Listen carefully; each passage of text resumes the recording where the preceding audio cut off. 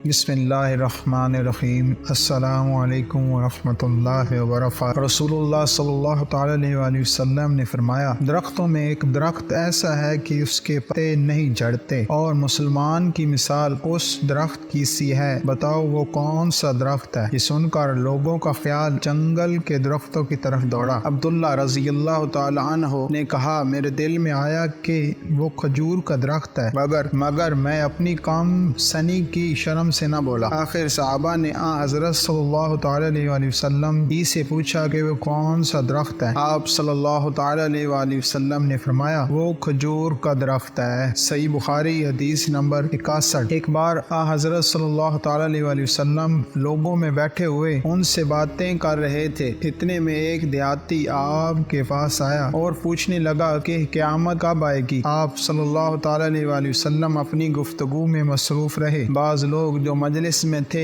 کہنے لگے، آپ صلی اللہ تعالیٰ علیہ وآلہ وسلم نے دیہاتی کی بات سنی لیکن پسند نہیں کی، اور بعض کہنے لگے کہ نہیں، بلکہ آپ نے اس کی بات سنی ہی نہیں۔ جب آپ اپنی باتیں پوری کر چکے تو میں سمجھتا ہوں کہ آپ صلی اللہ تعالیٰ علیہ وآلہ وسلم نے یوں فرمایا، وہ قیامت کے بارے میں پوچھنے والا کہاں گیا ہے؟ اس دیہاتی نے کہا، حضور میں موجود ہوں۔ آپ صلی اللہ تعالیٰ علیہ وآلہ وسلم نے فرمایا کہ جب امانت ایمانداری دنیا سے اٹھ جائے گی تو قیامت قائم ہونے کا انتظار کر۔ اس نے کہا، ایمانداری اٹھنے کا کیا مطلب ہے؟ آپ صلی اللہ تعالیٰ علیہ وآلہ وسلم نے فرمایا کہ جب حکومت کے کاروبار نالائق لوگوں کو سونپ دیے جائیں تو قیامت کا انتظار کر۔ صحیح بخاری حدیث نمبر 59۔ ایک مرتبہ رسول خدا صلی اللہ تعالیٰ علیہ وآلہ وسلم مسجد میں تشریف فرما تھے، اور لوگ آپ صلی اللہ تعالیٰ علیہ وآلہ وسلم کے ارد گرد بیٹھے ہوئے تھے کہ تین آدمی وہاں آئے۔ ان میں سے دو رسول اللہ صلی اللہ تعالیٰ علیہ وآلہ وسلم کے سامنے پہنچ گئے اور ایک واپس چلا گیا۔ راوی کہتے ہیں کہ پھر وہ دونوں رسول اللہ صلی اللہ تعالیٰ علیہ وآلہ وسلم کے سامنے کھڑے ہو گئے۔ اس کے بعد ان میں سے ایک نے جب مجلس میں ایک جگہ کچھ گنجائش دیکھی تو وہاں بیٹھ گیا، اور دوسرا اہل مجلس کے پیچھے بیٹھ گیا، اور تیسرا جو تھا وہ لوٹ گیا۔ تو جب رسول اللہ صلی اللہ تعالیٰ علیہ وآلہ وسلم نے اپنی گفتگو سے فارغ ہوئے تو صحابہ